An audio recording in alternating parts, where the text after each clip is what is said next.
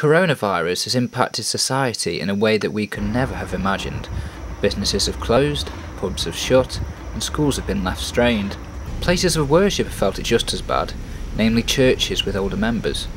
Cheadle, a town in Staffordshire, has the average age of 49, well above the national average of 40, and has no less than 5 churches within half a mile radius of one another, making it one of the densest church-populated areas in the country.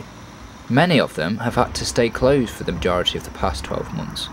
I visited one, Cheadle New Life Church, to ask whether its doors should have been shut over the first 2 lockdowns.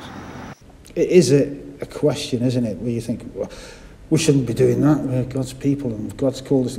But also we are called to follow the guidelines of our government, as long as it's not infringing on our core beliefs. You know, we're not called to deny Christ, we're not called to, called into sin. What we're called as a nation to lock down, to preserve life. And I think we wanted to honour that. Methods of worship within the church have had to adapt too.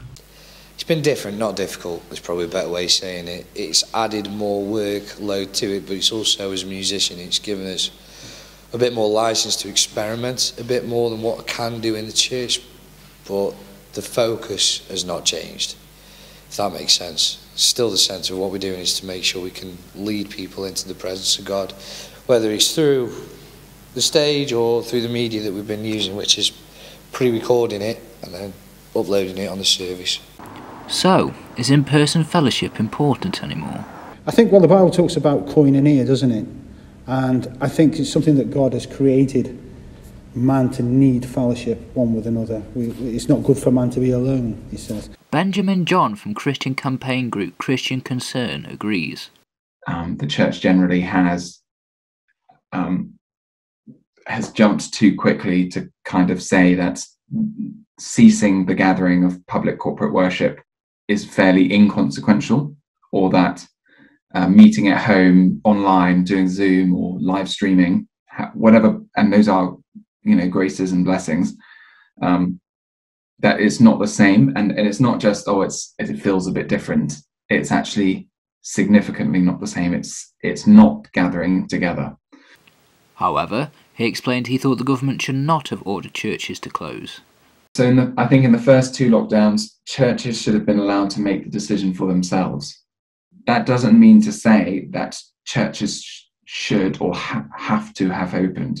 It's the decision of the elders of the church to meet. So certainly in the first lockdown, there was a lot of uncertainty. Cases were rising. We didn't understand the virus very well. I think there was a good case for churches choosing to shut. The point is that should have been a decision for the churches to make, not for the government to make. Church of England Reverend Nicky Gray of St Giles the Abbot in Cheadle explained the challenges her church has faced over the past year. Sadly, we've done 81 funerals in the last year. It was incredibly difficult in these early days to only be able to have a graveside funeral. But I still think that we worked very hard to make sure that we did the best we possibly could. Only done one wedding, in the last 12 months, and those couples sort of, my heart's gone out to them, and our diaries here have just been rescheduled so many times, trying to accommodate, trying to offer people hope and encouragement, but at the same time, not being able to overpromise, and not being able to exactly see what was going to be the case in the future, which we hope now is much better. But more positives are on the horizon. I now have 16 babies waiting to be baptised, and of course babies are still coming. Following pressure from church leaders and campaigning from Christian Concern, a judicial review held in Scotland in March found that the Scottish Government's decision to ban worship during the 3rd lockdown was, according to Lord Braid, unconstitutional and disproportionate, and interfered with Article 9 of the Human Rights Act, the right to freedom of thought, conscience and religion.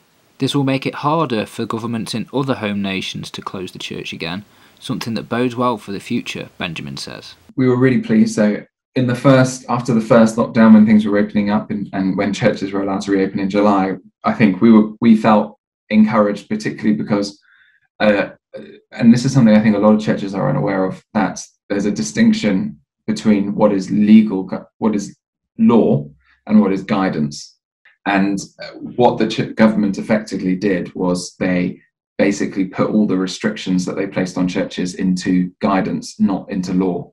The Scottish JR case really is a landmark case, and will hold us in good stead for the future. I mean, we don't know what's going to happen in the future. We don't know how things are going to play out, but certainly there's a lot of hope. But I think the timing with the year and the seasons that we're going into the summer, I think more churches are going to open, more the cases are going down, and I think now's a real opportunity for the church as we come out of lockdown to really speak and proclaim the message and the hope of Christ. Isaac Johnson, reporting from Cheadle, Staffordshire.